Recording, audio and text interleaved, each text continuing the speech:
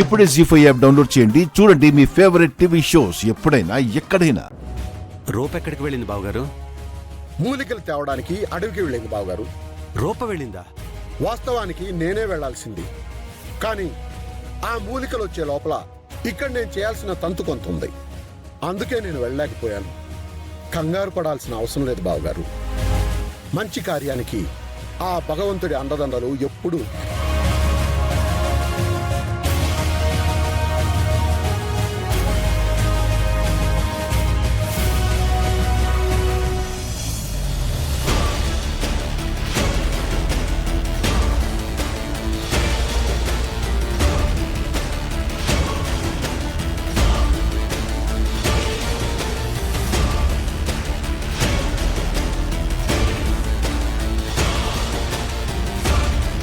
తాతయ్య, మా అమ్మ నిజంగానే లేస్తుందా?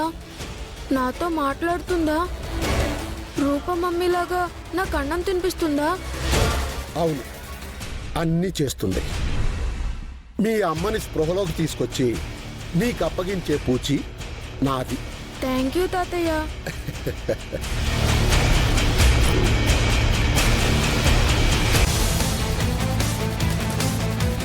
ఇదేంటి మమ్మీ ఇలా అయింది?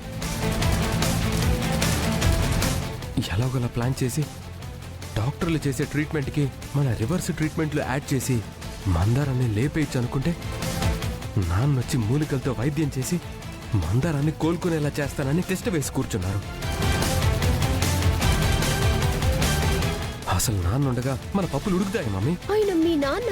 అవును, నీకు మావ కూడా. దీపక్, ఇప్పుడు మనం ఆలోచించాల్సింది మీ నాన్న చేసే మూలికల వైద్యం గురించి కాదు. ఆ వైద్యం కోసం మూలికలు తేవడానికి వెళ్ళినా ఆ రాజు రూపల్ని ఎలా అడ్డుకోవాలా అని ఆలోచించాలి.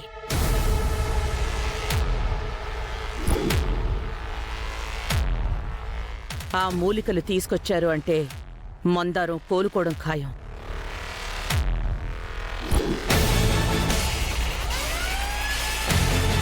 మీ నాన్న వైద్యం గురించి వేరే చెప్పక్కర్లేదు. అవును మమ్మీ, అప్పుడు కూడా చనిపోయిందనుకున్న మందారాన్ని నాన్నే బ్రతికించాడు.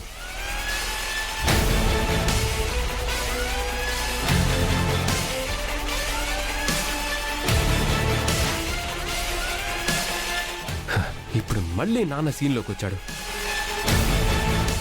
పోనీ జీవన్ హెల్ప్ తీసుకుందామా మమ్మీ?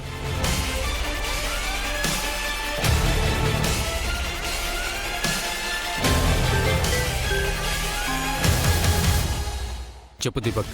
జీవన్, నువ్వు ఆ రాజుగాడిని ఆపకపోవడం వల్ల మొత్తం పెంట పెంట అయిపోయింది. ఏం చేస్తాను దీపక్? అప్పటికే గట్టిగా ప్రయత్నించాను, తప్పించుకున్నాను. నీ నుంచి తప్పించుకున్న రాజుగాడిని మళ్ళీ ఆపే అవకాశం వచ్చింది జీవన్. కనీసం ఈసారైనా ఆపగలవా?